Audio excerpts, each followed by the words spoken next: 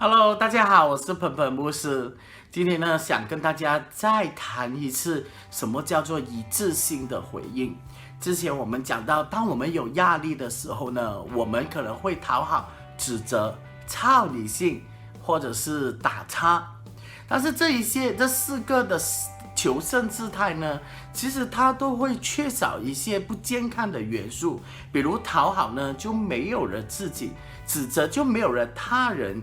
超理智呢，就没有了自己和他人；打岔呢，自己、他人和情景都没有了。所以呢，我们想学习朝向去一个更健康的自己，就是一致性的沟通模式。什么叫做一致性呢？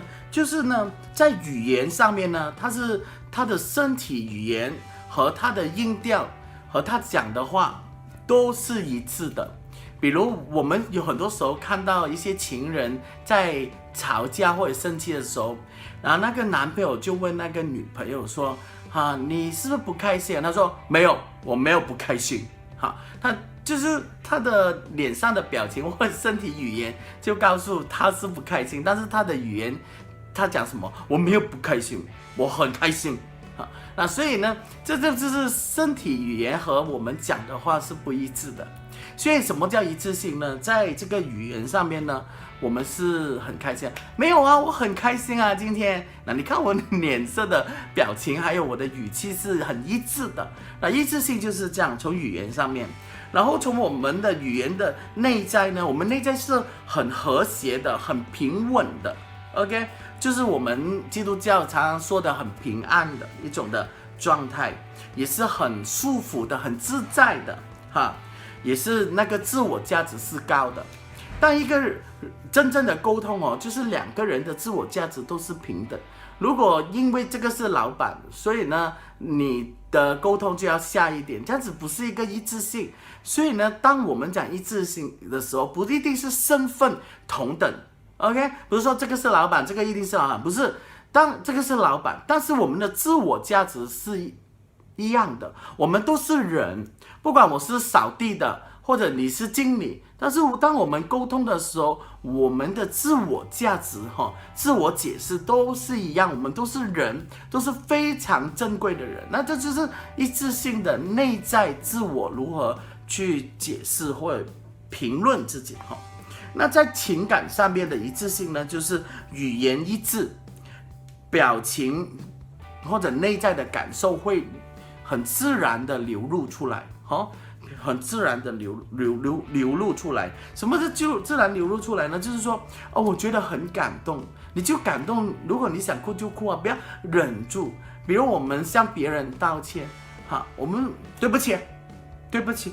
那其实这个就是你不是真的嘛？如果你内心是真的觉得有歉意，有觉得 I'm so sorry 的时候，你会有什么的语气？你的内心的感受是怎样？应该很抱歉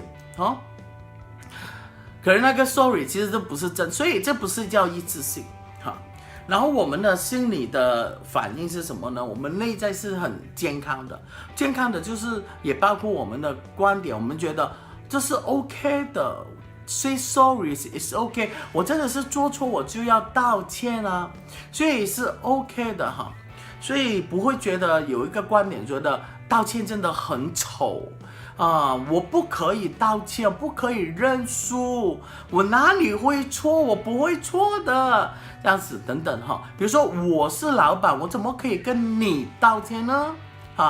这些都是不健康的一些的部分所以我们叫一致性的回应就是这样。然后我们就要行为那个部分，行为呢就是活生生的、有活力的、有创造性的，就是有很创造性，就是很 creative， 很有创意，然后是独特的、有能力的这些就是那个一致性的内在和外在表达的这种的状态。然后最简单能够了解一致性呢，就是想一下你的这个回应、这个沟通互动呢，是能够照顾到自己的，你是不会委屈自己的然后照顾到自己，也照顾到他人，也照顾到情景。好，如果这3个部分呢都照顾到呢，这应该是大部分呢都是真正的一致性了。好，那我们来学习这个一致性。我自己学习了这个一致性沟通的方法之后呢，只是这样子听是很难让你真的拥有一致性的能力。你要不断的去练习。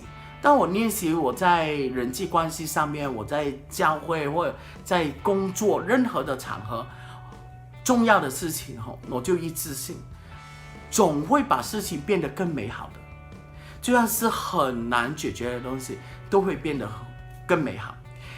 当你选择你要一致性的来面对这个压力的时候，不代表别人会一致性，但是我们健康是为了自己，不是为了别人，对不对？所以从我们自己开始一致性，然后别人会不会被你打动，别人会不会被你而影响呢？大部分我的经验都会被影响的，因为你先打开自己的心，你也很坦白、很坦然、很健康的来说出你的想法、你的需要等等的，那别人就会听到，或者很多的体谅和很多的谅解在里面。